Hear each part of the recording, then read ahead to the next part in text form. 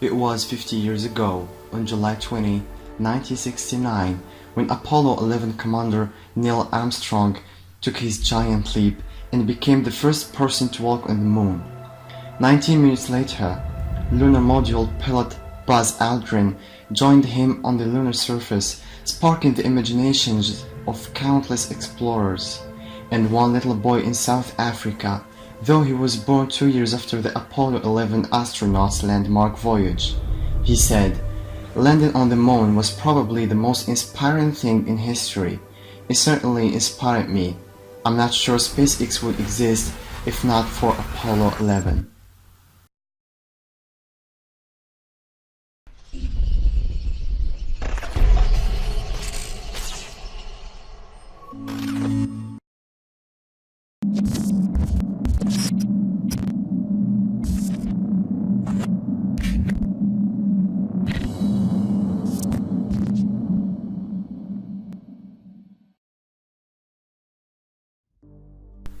In April 2011, SpaceX was planning for a first launch of Falcon Heavy from Vandenberg Air Force Base on the West Coast in 2013. It refurbished launch complex for E at Vandenberg AFB to accommodate Falcon 9 and Heavy. The first launch from the Cape Canaveral East Coast launch complex was planned for the late 2013 or 2014.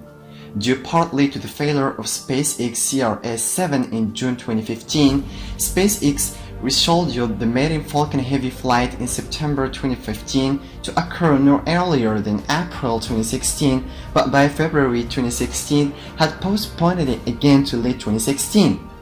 The flight was to be launched from the refurbished Kennedy Space Center Launch Complex 39A. July 2017 meeting of the International Space Station Research and Development meeting in Washington, D.C., SpaceX CEO Elon Musk downplayed expectations for success of the maiden flight. There is a real good chance the vehicle won't make it to orbit. I hope it makes it far enough away from the pad that it does not cause pad damage. I would consider it even that a win, to be honest. And it does really work. The live webcast proved immensely popular as it became the second most watched live stream ever on YouTube, reaching over 3.3 million concurrent views.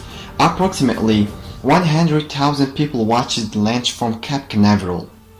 Former NASA Deputy Administrator Lori Garver advocated the cancellation of the Space Launch System program as a consequence of the success of this demonstration.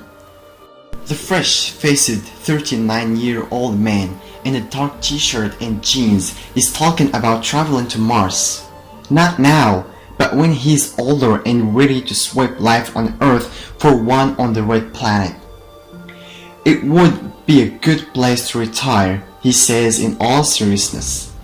Normally, this would be the time to make one's excuse and leave the company of Atlantic, or to smile politely and humor a space nerd's unlikely fantasies. But this man needs to be taken seriously for a compelling reason. He already has his own spaceship. SpaceX Mars objectives and the specific mission architectures and launch vehicle designs that might be able to participate in parts of that architecture have varied over the years, and only partial information has been publicly released.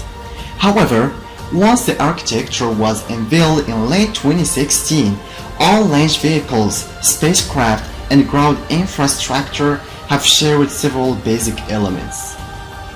The question now is, will Elon Musk achieve that dream?